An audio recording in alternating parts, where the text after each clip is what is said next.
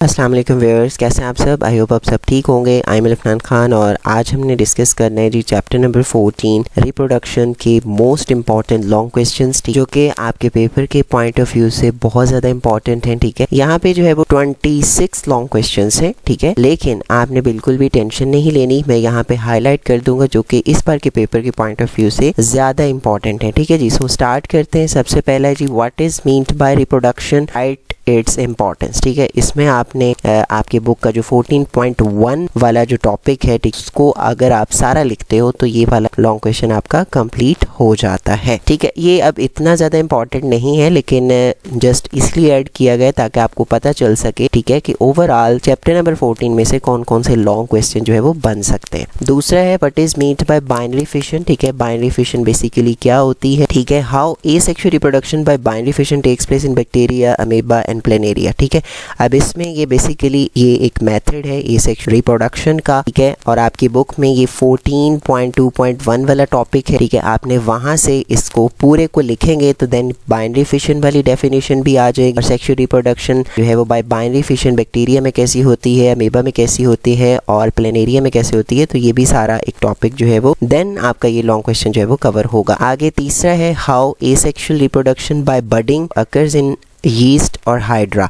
ठीक है, अब यहाँ पे बडिंग का लॉन्ग क्वेश्चन पूछ रहा है कि कैसे एसेक्सुअल रिप्रोडक्शन जो है वो बडिंग से यीस्ट में और हाइड्रा में होती है। तो ये आपकी बुक का 14.2.3 वाला टॉपिक है। ठीक है, बडिंग का वो आप कंप्लीट लिखेंगे तो देन ये वाला लॉन्ग क्वेश्चन आपका कवर हो जाएगा। अच्छा, अब ये पहले 4 लॉन्ग क्वेश्चन में से जो मोस्ट इंपॉर्टेंट है वो है जी चौथा लॉन्ग क्वेश्चन। ठीक है, इसमें वो पूछ रहा है कि आपने बाइनरी फिशन पे नोट लिखना है और बडिंग पे नोट लिखना है विद एग्जाम्पल्स। ठीक है, बाइनरी फिशन का मैं आपको बता चुका और बडिंग का भी मैंने अभी आपको बताया। तो ये एक लॉन्ग क्वेश्चन है जो कि ज्यादा इंपॉर्टेंट है। आगे है what is meant bye vegetative propagation. Vegetative propagation जो है वो क्या होती है। Describe the different ways of natural vegetative propagation. ठीक है, वेजिटेटिव जो प्रोपोगेशन होती है ना, इसमें बेसिकली जो प्लांट का वेजिटेटिव पार्ट होता है, चाहे वो रूट्स हैं, स्टेम्स हैं, लीव्स हैं, वो एक नया प्लांट जो है वो बना देते हैं। ठीक है, बेसिकली इसी प्रोसेस को वेजिटेटिव रिप्रोडक्शन या वेजिटेटिव प्रोपोगेशन बोलते हैं। अब यहाँ पे उसने कुछ नेचुरल जो वेज के बारे में पूछा है कि आपने नेचुरल वेज बताने। ठीक है, तो इसमें बल्ब्स,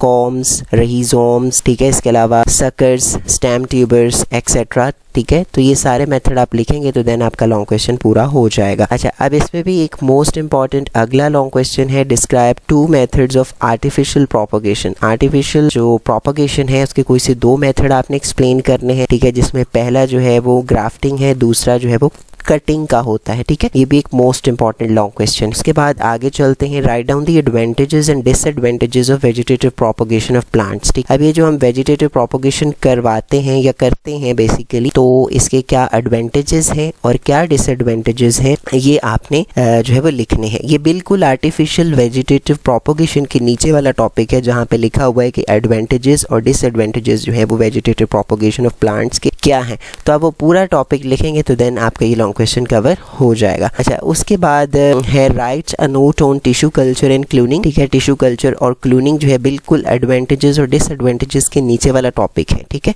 उसके बाद है explain the sexual reproduction in plants. अच्छा, अब यहाँ पे जो लिखा हुआ है एक्सप्लेन द सेक्सुअल रिप्रोडक्शन, इसमें बेसिकली आपने पहले सेक्सुअल रिप्रोडक्शन के बारे में कुछ बताएंगे, फिर देन प्लांट्स के बारे में बताएंगे। ठीक है, प्लांट्स के लाइफ साइकिल के बारे में बताएंगे, उनके अंदर एक स्पोरोफाइट जनरेशन है और एक गमीटोफाइट जनरेशन है और ये दोनों जनरेशन अल्टरनेट करती हैं आपस में ड्यूरिंग देयर लाइफ साइकिल, जिसको अल्टरनेशन ऑफ जनरेशन बोलते हैं। ठीक है, तो ये इतना आप लिखेंगे जो कि आपकी बुक में 14.3 वाला टॉपिक है सेक्सुअल रिप्रोडक्शन इन प्लांट्स। ठीक है, तो ये अगर आप लिख देते हैं पूरे को, ये वाला लॉन्ग क्वेश्चन आपका कवर हो जाता है। आगे है describe the life cycle of flowering plant. ये मोस्ट इंपॉर्टेंट है। ठीक है, जिसमें आपने फ्लावरिंग प्लांट का लाइफ साइकिल लिखना है। ये वाले लॉन्ग क्वेश्चन का आंसर जो है वो 14.3.1 वाला टॉपिक है। ठीक है, आपकी बुक का, वहां से आपने इसको कवर करना है। आगे what is meant bye pollination, differentiate between self and cross pollination. ठीक है, ये आपकी बुक में 14.3.2 वाला टॉपिक है जिसमें उन्होंने पॉलिनेशन के बारे में बताया है कि transfer of pollen grain from flowers anther to stigma, basically ये पॉलिनेशन होती है, और सेल्फ एंड क्रॉस पॉलिनेशन के बारे में। उसके बाद है compare the insect pollinated and wind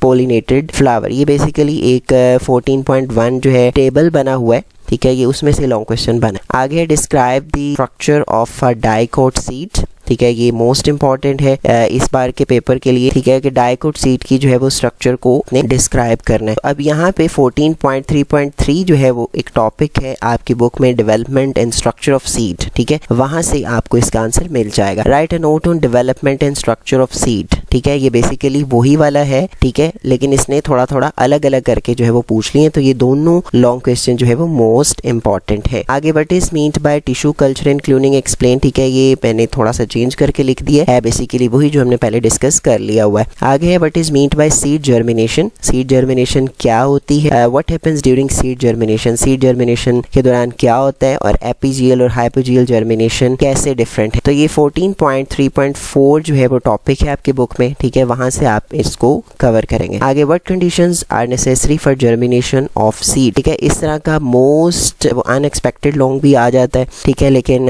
आपने इसको भी लाजमी करना है। अब कंडीशन ज्यादातर जो है वो वाटर, ऑक्सीजन, टेम्परेचर, ठीक है, ये 2-3 चीजें होती हैं, तो आप इसको आसानी से कर सकते हैं। अच्छा, ये बिल्कुल जर्मिनेशन ऑफ सीड के नीचे वाला टॉपिक है। आगे differentiate between external and internal fertilization, ठीक है, ये भी एक इंपॉर्टेंट लॉन्ग क्वेश्चन है, ये आपको मिलेगा जी 14.4.2 वाला टॉपिक, ठीक है, वहां से आपने इसको करना है, जिसमें जो है एक्सटर्नल फर्टिलाइजेशन का भी बताया है और इंटरनल फर्टिलाइजेशन का भी बताया। Describe the male and female reproductive system of rabbit, ठीक है, ये दोनों ही रिप्रोडक्टिव सिस्टम मोस्ट इंपॉर्टेंट है, मेल का भी और फीमेल का, ठीक है, तो ये आपका जो है वो 14.4.3 वाला जो है वो ये कंप्लीट टॉपिक है, जिसमें जो है वो रैबिट का मेल का भी बताया हुआ है और फीमेल का भी बताया हुआ है, ठीक है। उसके बाद एक और मोस्ट इंपॉर्टेंट लॉन्ग क्वेश्चन है जो कि ये वाला, describe in detail the spermatogenesis and oogenesis, ठीक, स्पर्मेटोजेनेसिस और oogenesis के बारे में आपने डिस्क्राइब करना है। तो ये आपकी बुक में 14.4.1 वाला टॉपिक है, जिसमें पहले फॉर्मेशन ऑफ गैमीट्स के बारे में बताया है, ठीक है, गैमीटोजेनेसिस, और गैमीटोजेनेसिस के आगे फिर देन स्पर्मेटोजेनेसिस एंड oogenesis को एक्सप्लेन किया गया, ठीक है, आपने ये वहां से करना है। उसके बाद है write a note on ads,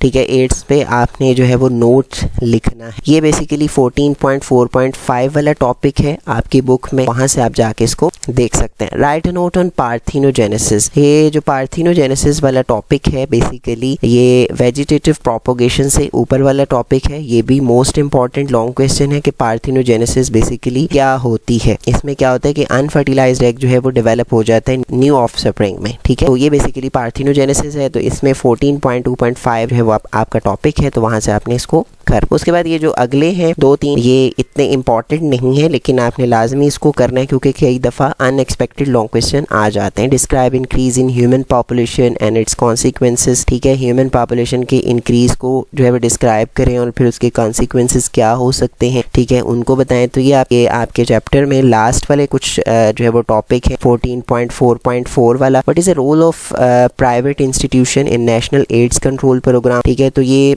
14.4.5 वाला टॉपिक है, ठीक है, उसमें आप ये सारा कुछ लिखेंगे। आगे व्हाट इज ओवर पॉपुलेशन, ठीक है, ओवर पॉपुलेशन क्या होती है, और राइट डाउन द प्रॉब्लम्स। तो ये बेसिकली ये वाला जो लॉन्ग क्वेश्चन है, ठीक है, ये 26 वाला बेसिकली ये यही वाला है, 24 वाला जो हमने पहले मैंने आपको बता दिया है, ठीक है जी। सो यहाँ तक थे रिप्रोडक्शन के लॉन्ग क्वेश्चंस, ठीक है। So I hope you like this video, thank you so much for watching, अल्लाह हाफिज।